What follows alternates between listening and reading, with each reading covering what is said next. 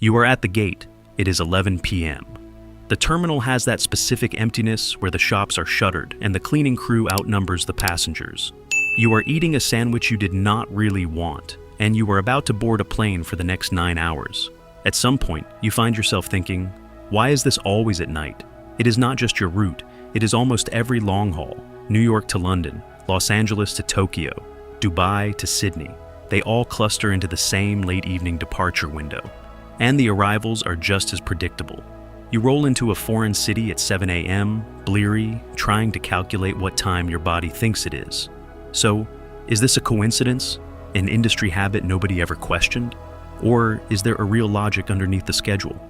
There is, and it is more layered than most people expect. Today we are breaking it down into 5 pieces. Each one makes partial sense on its own. But when you put them all together, the schedule stops looking arbitrary and starts looking almost inevitable. Like the airlines did not really have a choice, but we will get there. Let us start at the beginning, which is, fittingly, inside your own head. Piece 1. Your body clock is already doing the work. Your body has a natural sleep window. Not a bedtime you chose, but a biological cycle that has been running since before you had opinions about it.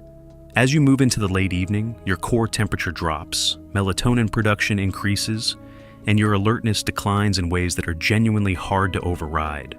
Late night hits and your eyes get heavy. A 5-minute scroll somehow becomes 45 minutes, and a panicked look at the clock. That is not laziness. That is your circadian rhythm doing exactly what it is supposed to do. Now put that person on a plane at 10 p.m. for a transatlantic crossing. They did not need to force sleep from scratch. They arrived already sliding into their natural wind down, and airlines work with this deliberately. They dim the cabin lights early, wrap meal service faster than on daytime flights, and quiet the announcements. The environment sends one clear signal. This is a sleeping environment now. Does it produce great sleep? Almost never. Airplane seats are not optimized for rest. The air is dry, and someone nearby will always recline at exactly the wrong moment. But a few hours of fragmented sleep is meaningfully better than nothing, and it makes the flight feel survivable in a way that a comparable daytime leg simply does not. The night departure is not just about sleeping on the plane. It is about landing at a time that gives you something to do with the day you just traveled into. Piece 2. What happens to a cabin when everyone goes quiet? Sleep does not just benefit passengers. It fundamentally changes how the aircraft operates for the crew, and that matters more than most people realize. Daytime flights are high-activity environments. People are awake, moving around, pressing call buttons, shifting bags, making requests. Service carts are constantly in motion. On a night flight, something shifts around the 2-hour mark. The lights dim, the cabin quiets, most passengers stop moving. The aisle clears. The call button rate drops significantly. The crew, who are 10 or more hours into their duty day, can manage the rhythm of the flight rather than just react to it. The call button dynamic at night is its own thing. During the day, it is constant. On a red eye, it goes nearly silent, until one person wakes up at 2:40 a.m. and decides that now is the correct moment to order a full snack. Every long-haul crew member has that story. But beyond workflow, there is a safety dimension that does not get discussed enough. Aircraft turbulence is largely unpredictable. Unexpected encounters happen on essentially every oceanic crossing. When turbulence hits at 2 a.m. and most passengers are reclined with seatbelts on, exposure is minimal. When it hits during a busy daytime service, with people in the aisle and drinks in transit, the risk picture changes. The quiet cabin is not just convenient. It is a lower-risk environment to operate a large aircraft through for 12 hours straight. Before you move on to the next piece, if you've ever stood in that security line with your stomach in knots, worried about your pills, your CPAP, your knee replacement setting off the alarm, I want you to hear this. It's not you. The rules changed, the scanners changed, and nobody told seniors what to do differently. So, I wrote it all down. Every rule, every fix. The exact 5 words that get you through with medications. The phone number that gets you a personal TSA escort. It's all in one guide, linked below in the description and pinned comment. Piece 3. The connection architecture that drives everything. Here is where it gets interesting, because we are no longer talking about individual flights. We are talking about networks. Airlines do not schedule departures in isolation. They build what the industry calls connection banks. Large hub airports receive a surge of arriving long hauls in a tight morning window, funnel those passengers through the terminal, then release them as a second wave of shorter regional and domestic departures. The design maximizes viable connections and makes the whole system efficient for everyone. Think about what Heathrow looks like at 7 a.m., or Dubai, or Tokyo. Long-haul aircraft from North America, Asia, South America, and Africa are arriving almost simultaneously, all designed to feed a second wave of departures across their respective regions. That coordinated morning arrival is not an accident. It is the entire point of how a hub airline structures its network. Now, think about what it takes to land at Heathrow at 7 a.m. from New York. The flight is about 7 to 8 hours, count backward. You need to depart JFK somewhere between 10 p.m. and midnight. That is not a random departure window. It is the only window that makes sense if you want to feed the morning bank. Airlines build their schedules to avoid that outcome because the stakes are competitive and real. The night departure from the origin city is the setup. Everything downstream depends on that early morning landing. Piece 4: slots, curfews, and the real estate of time. Once you understand the connection architecture, the next layer clicks into place fast. Everyone is fighting for the same morning arrival window, which means those windows are scarce. And at the world's busiest airports, scarcity is managed through slots. An airport slot is a specific allocated permission to land or depart at a specific minute. At airports like Heathrow, Narita, or Frankfurt, a slot at the right time of day is a competitive asset that is bought, sold, and defended aggressively. Airlines have been known to fly near-empty aircraft on certain routes specifically to protect legacy slots under use-it-or-lose-it rules. That is how valuable a good slot is. But slots are only part of the constraint. The other part is curfews. So now the scheduling logic becomes very constrained, very fast. The airline wants to land in a morning arrival bank. The airport will not accept arrivals before a certain hour. The morning slots are limited and heavily competed for. The math has very few solutions. If you need to land at Heathrow at 6:30 a.m., you count backward, 8 hours of flying plus buffer. Your departure from JFK is around 10 p.m. That is the answer. There is not really another answer. And here is the curfew detail that actually shows up in the passenger experience and almost nobody knows the reason for. Flights that run ahead of schedule sometimes cannot land early. If an aircraft catches a strong tailwind and arrives 40 minutes ahead of schedule, but the destination airport is still inside its curfew window, the aircraft has to absorb that time in the air. It might slow its cruise speed. In some cases, it flies holding patterns over the destination until the clock permits a landing. If you have ever been on a flight that arrived early and still spent 20 minutes circling, there is a reasonable chance the airport simply was not ready to accept you yet. Theft Piece 5: the $300 million airplane that cannot afford to sit still. Everything so far has been about demand, scheduling logic, and regulatory constraints. This piece is about the asset itself. A modern long-haul wide-body, a Boeing 777, an Airbus A350, a 787 Dreamliner, represents somewhere between $200 and $400 million in capital, depending on variant. That number matters because every hour the aircraft is not generating revenue, it is still generating cost. Lease payments do not pause, insurance does not pause. Maintenance intervals are calendar-based as much as flight hour-based, so sitting on a gate does not push them back. Ground handling, gate occupancy, and crew positioning costs continue regardless of whether the plane is moving. In an industry where net profit margins have historically ranged from thin to catastrophic, aircraft utilization is one of the few levers that meaningfully moves the economics. A wide-body flying 18 hours a day generates considerably more revenue than the same aircraft flying 12. The math is not complicated. The classic transatlantic pattern illustrates it cleanly. Depart New York around 10 p.m. Land London around 9 a.m. Ground time during the morning and early afternoon for refueling, cleaning, catering, and crew rotation. Depart London again in the early afternoon. Land back in New York by mid-afternoon.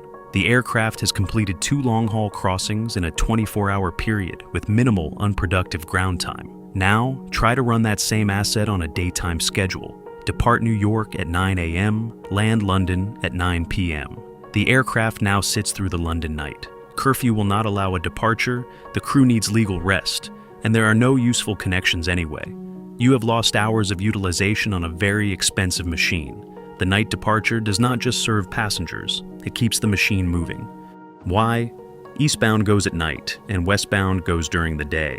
This pattern is one of the most consistent in long-haul scheduling, and it has a clean explanation once all 6 pieces are in place. Eastbound flights, New York to London, Los Angeles to Tokyo, Chicago to Frankfurt, overwhelmingly depart in the evening and land in the morning. Every force we covered points the same direction. The body clock alignment, the morning connection bank, the slot availability, the jet stream tailwind on overnight eastbound tracks, and the aircraft utilization cycle that follows from all of it. Westbound is the reverse. London to New York, Tokyo to Los Angeles, these typically depart during the local day and land in the afternoon. The jet stream is now a headwind, so there is no atmospheric incentive to chase a particular window. North American hubs typically structure around afternoon transatlantic arrivals. And departing midday from Europe lets the aircraft be productive during the European morning before it leaves, rather than sitting idle. Same route, same aircraft, opposite directions, genuinely different forces acting on the schedule. The asymmetry is not arbitrary. It is the output of 6 different constraints, all pointing a different way, depending on which direction you are traveling. Here is what the schedule actually is, once you can see the whole picture. Your body is already sliding towards sleep, which reduces the misery of crossing an ocean in a seat. A sleeping cabin is calmer and safer for a crew, managing a 10+ hour flight. The morning arrival slots into the hub's connection bank, making onward journeys viable and keeping passengers loyal to the network. Slots and curfews constrain the landing window to a narrow range, which makes the departure time nearly deterministic. The aircraft needs to keep moving to justify its economics, and the overnight pattern allows a productive turnaround without dead time. And the jet stream rewards eastbound overnight timing with a tailwind that saves fuel and shortens the flight. Remove any one of those factors and the schedule might still survive, but all 6, pointing in the same direction, explain why this is not a quirk or a coincidence. It is the output of a system where multiple independent constraints happen to have the same answer. If this breakdown was useful, hit like and subscribe for more of these. There are a lot of patterns in travel that look arbitrary until you pull the thread. See you in the next one. Thousands of passengers are getting stranded at airports this month, not because they broke the rules, but because they followed rules that no longer exist. What most travelers haven't realized yet is that the system itself has changed. The habits that worked perfectly in 2025 are quietly failing in 2026. And the reason is simple. Airports and airlines have shifted toward automated systems that don't negotiate, don't make exceptions, and don't care that your flight is boarding in 40 minutes. What used to be a conversation with a gate agent is now a locked decision made by software, and once that decision is made, there is no reversing it. That's why people are showing up prepared, doing everything they think is right, and still missing flights, getting hit with fees, or being denied boarding entirely. In this video, I'm going to walk you through the real mistakes causing this, the ones happening right now, not outdated advice from years ago. And you need to pay very close attention to one in particular, because it's not just costing people money anymore, it's completely stopping them from getting on the plane. It starts with something that seems basic, something almost everyone feels confident about, and that's arrival time. For years, the standard advice was simple. 2 hours early for domestic flights, maybe a bit more for international, and you'd be safe. That rule is breaking down fast. What changed wasn't the advice itself, but the conditions behind it. Security staffing shortages have created unpredictable delays that travelers were never warned about. At some major airports, wait times aren't just long, they're extreme, stretching into 4, sometimes even 6 hours during peak periods. And what makes this worse is that priority systems like PreCheck don't protect you the way they used to. When lines get overloaded, those dedicated lanes can be merged into general security, which means everyone slows down together. So even people who thought they had an advantage suddenly find themselves stuck with everyone else, watching the clock tick down. The new reality is uncomfortable, but it's simple. If you're flying domestic from a busy airport, you need to think in terms of 3 hours. If you're flying international, closer to 4. It feels excessive, but right now it's the only buffer that consistently works. Anything less, and you're taking a risk that didn't exist before. Another shift that's catching people off guard is happening at the gate, and it revolves around something as simple as your carry-on bag. For years, enforcement was flexible. If your bag was slightly oversized or a little overpacked, a gate agent might let it slide. They had discretion. That discretion is disappearing. Airlines are introducing automated sizing systems that measure your bag instantly using sensors. And unlike a human, a machine doesn't care about context. If a strap sticks out, if a pocket bulges, if anything crosses that invisible limit, it gets flagged. And once it's flagged, the fee isn't a discussion, it's automatic. Your card is charged, and there's no appeal process standing there at the gate. That's why packing now isn't about, it should be fine. It has to be exact. Everything tucked in, everything compressed, everything tested before you even leave your house. Because if it barely fits at home, it probably won't pass at the airport. Connections are another area where old assumptions are failing, especially in Europe. What used to be a comfortable 90-minute layover is now becoming risky. And the reason is new biometric entry systems being introduced for non-EU travelers. These systems require fingerprinting, facial scans, and registration at the point of entry.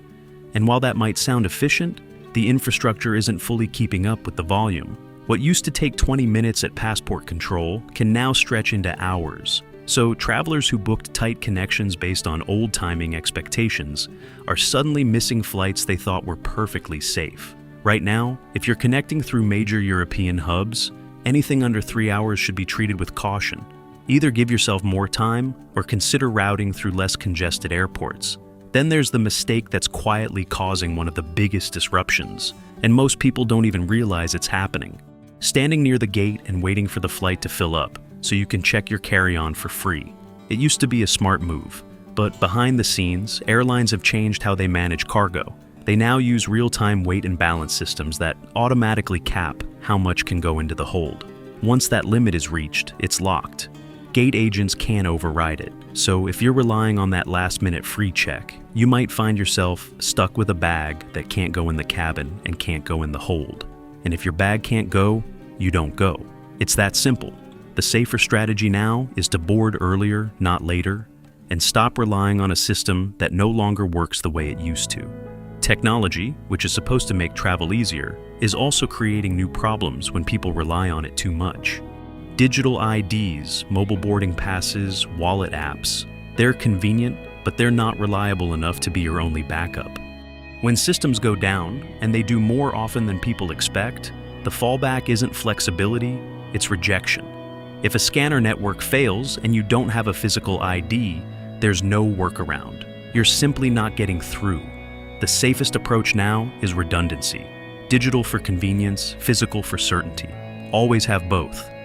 Even the check-in process isn't as straightforward as it used to be. Some passengers, especially those on basic economy tickets, are now being quietly required to check in at the counter instead of through the app. The problem is, this isn't always clearly communicated, so people assume they're checked in, head straight to security, and get blocked. Then they have to go back, find an agent, wait in line, and sometimes pay additional fees, all because of a message they missed. That small detail is now enough to disrupt an entire trip. And then there's the timing trap that catches people even when flights are delayed. Most travelers assume that if a flight is delayed, they've been given extra time to arrive, so they slow down or leave later. But the system managing seat allocation doesn't adjust the way you expect. It still follows the original departure schedule, especially when it comes to check-in and cutoff times. If you haven't checked in or been registered as present, usually by scanning your boarding pass before that original cutoff, the system can mark you as a no-show and reassign your seat, even if the plane is still sitting at the gate. The delay only affects when the aircraft leaves, not how the system processes passengers. That's why people show up thinking they're fine, only to find their ticket canceled. The only reliable way to protect yourself is to check in as early as possible and make sure the system logs your presence before that original deadline. Once you start looking at all of this together, a very clear pattern begins to emerge, and it's not random at all. What you're seeing isn't just a handful of new rules or a few annoying changes. It's a full shift in how air travel actually works behind the scenes. Step by step, airlines and airports are moving away from human decision-making and replacing it with automated, data-driven systems that operate the same way every single time. No emotion, no flexibility, no exceptions. And that's why so many situations suddenly feel frustrating, confusing, or even unfair. In the past, there was always a layer of human judgment. A gate agent could wave something through. A security officer might give you a second chance. There was room for explanation. That layer is disappearing. Now, you're interacting with systems that are designed for speed, consistency, and control above everything else. They don't care if you're running late. They don't care if you've always done it this way. If you fall outside the system's parameters, the outcome is immediate and final. At the same time, these systems aren't just reacting to you. They're shaping your behavior. The way boarding groups are enforced, the way apps push notifications, the way pricing and check-in windows are structured, it's all designed to guide your decisions before you even realize you're making them. When you feel rushed, when you feel pressured, when you feel like you have to accept an option quickly, that's not accidental. That's the system doing exactly what it was built to do. So, trying to win by memorizing every rule is a losing strategy. The rules are constantly being updated, adjusted, and in some cases, quietly replaced without clear announcements. What worked last year might fail today, and what works today might change again in a few months. If your approach to travel is based on "this worked before," you're already behind. The real shift has to happen in how you approach travel itself. Preparation is no longer just about showing up early. It's about removing uncertainty before you even leave your house. That means checking your airline's baggage policy right before you pack, not assuming it's the same as your last trip. It means confirming your identification requirements and having a physical backup ready, even if you usually rely on your phone. It means actually reading the alerts in your airline app instead of tapping past them, because those small notifications are often the only warning you'll get before a problem shows up at the airport. It also means thinking one step ahead of the system. If something feels tight, like a short connection or a borderline bag size, you assume it won't work, not that it might slide through. You give yourself buffer time, buffer space, and backup options, because the system isn't designed to save you when something goes wrong. It's designed to move on without you. And once you start operating with that mindset, something changes. The airport experience stops feeling chaotic and unpredictable. The same environment that frustrates most travelers starts to feel structured, almost predictable. You begin to notice patterns. You see where delays are likely to happen. You recognize situations that could turn into problems before they actually do. Instead of reacting under pressure, you're making calm, informed decisions ahead of time. That shift alone changes everything.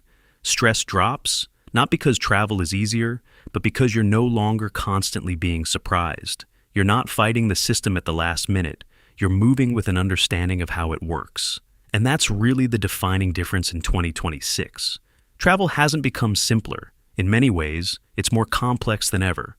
The rules haven't been reduced. They've just been embedded into systems that enforce them more strictly and more quietly than before.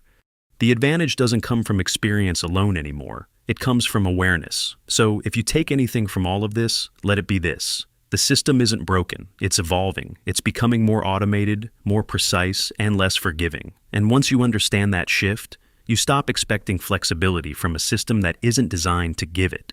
You stop getting caught off guard, not because problems disappear, but because you see them coming.